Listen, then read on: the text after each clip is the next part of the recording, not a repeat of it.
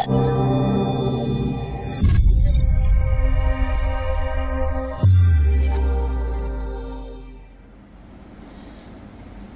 আলাইকুম রহমতুল্লাহি ওয়া বারাকাতুহু। সুপ্রিয় দর্শক জি যেখান থেকে দেখছেন সকলকে স্বাগত জানাচ্ছি আজকের ভিডিওতে।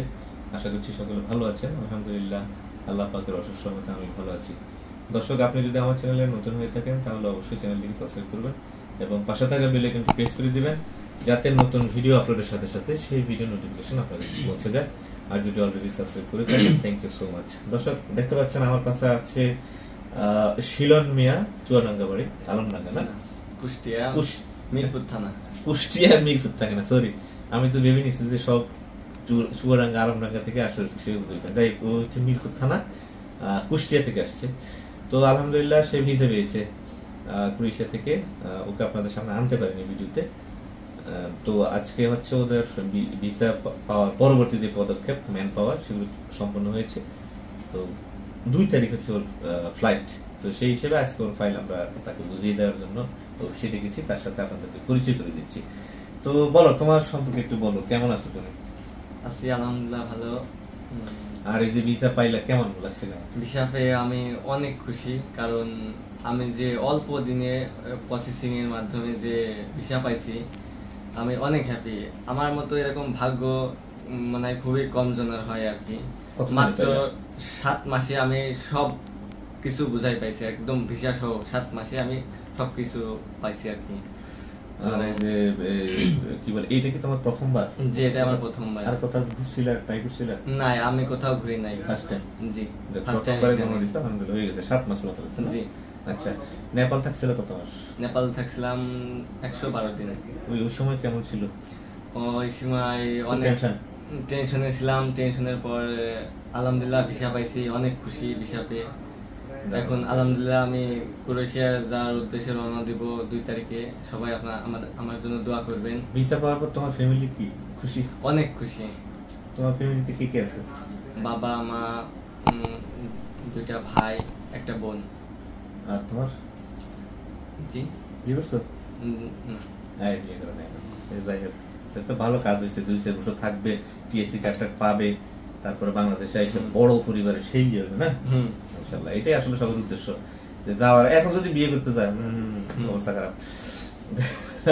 তো যাই হোক, সবাই দোয়া করবেন ইনশাআল্লাহ। তো ওর ম্যান পাওয়ার হয়ে গেছে, এটা আমি তার একটু বুঝিয়ে দিচ্ছি। তুমি একটু দেখো তোমার এগুলো বুঝতে পাইছো কিনা। সুন্দর মতো খুলে দেখো সবকিছু আছে কিনা ঠিকঠাক আছে।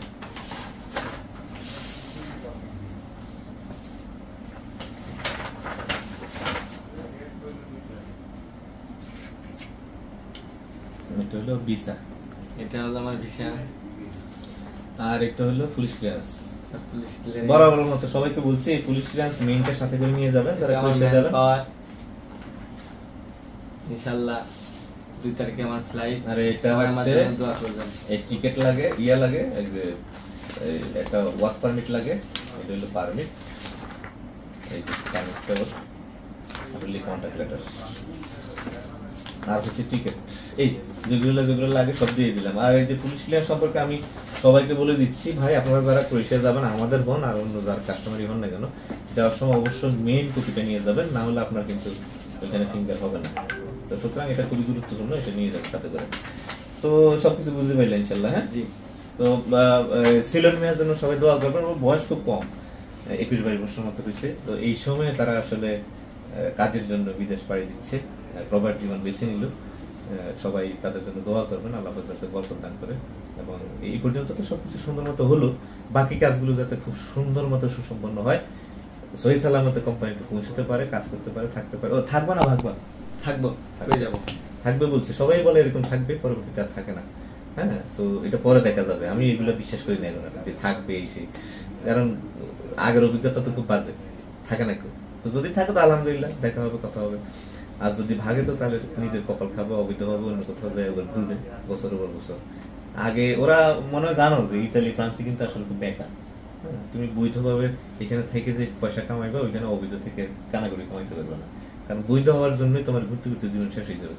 তো এটা ওদের যা যা ব্যক্তিগত ব্যাপার, বাট আমরা সবাইকে বলে দিচ্ছি ভাগার দরকার নেই। এতে করে কি হয়, সময়গুলো নষ্ট হয় এবং এটা ফ্যামিলির যে দায়িত্ব, এগুলো থেকে সমস্যা তৈরি হয় আস্তে আস্তে। কারণ সে বিদেশ যাবে, তার ফ্যামিলি সবাই তাকিয়ে থাকবে যে আমার ভাই ইউরোপ থাকে হয়তো বা 2 লাখ 3 লাখ কামাবে, টাকা পাঠাবে, এই করবে, সে অনেকে ঋণ করে যায়, অনেকের ক্যাশ টাকা থাকে, এসব পরের কথা। কিন্তু যে স্বপ্ন টাকা আমার কামানো, এটা হলো মূল উদ্দেশ্য। কেউ যদি বলে যে আমার বাপ অনেক টাকার মালিক, আমার দরকার নেই, এগুলো বাটপারি কথাবার্তা। যায় মূলত টাকা কামাইতে, ঠিক আছে, ওই টাকাটা হলো মূল মানে উদ্দেশ্য। তো সেটা যদি না হয় তাহলে তার কোনো ভ্যালু রইল না, জাস্ট কি হলো, টাকা অপচয় হইলো।